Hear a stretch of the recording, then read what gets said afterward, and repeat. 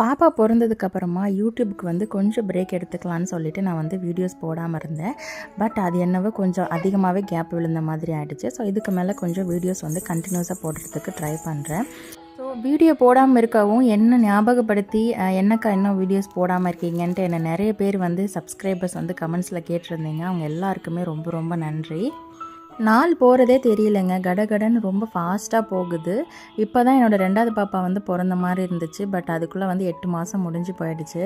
கண்ணை மூடி கண்ணை திறக்கிறதுக்குள்ளே இத்தனை மாதம் ஓடி போயிடுச்சான் இருக்கு எனக்கு. இன்றைக்கி மண்டே மார்னிங் கிளாஸில் வந்து பாப்பாவுக்கு டெஸ்ட்டு வச்சுருக்காங்க. ஸோ அவளுக்கு வந்து சொல்லிக் கொடுக்கணும். அதனால் டிஃபன் அண்ட் லஞ்சுக்கு ரெண்டுக்குமே வந்து பூரி அண்ட் மசால் வந்து போட்டுட்டு லஞ்செல்லாம் பேக் பண்ணி எடுத்து வச்சாச்சு. பாப்பாவை வந்து சீக்கிரமாக எழுப்பி விட்டு அவளுக்கு கொஞ்சம் குடிக்கிறதுக்கு ஏதாவது கொடுத்துட்டு கொஞ்சம் நேரம் படிக்க வச்சுட்டு இருந்தேன். அதுக்கப்புறமா ரெடி ஆகிட்டு பாப்பாவை கொண்டு போய் ஸ்கூலில் விட்டுட்டு வந்துட்டோம். ஷார்ட்ஸ் பிடிச்சிருந்தா மறக்காமல் லைக் பண்ணிவிட்டு என்னோடய சேனலை சப்ஸ்கிரைப்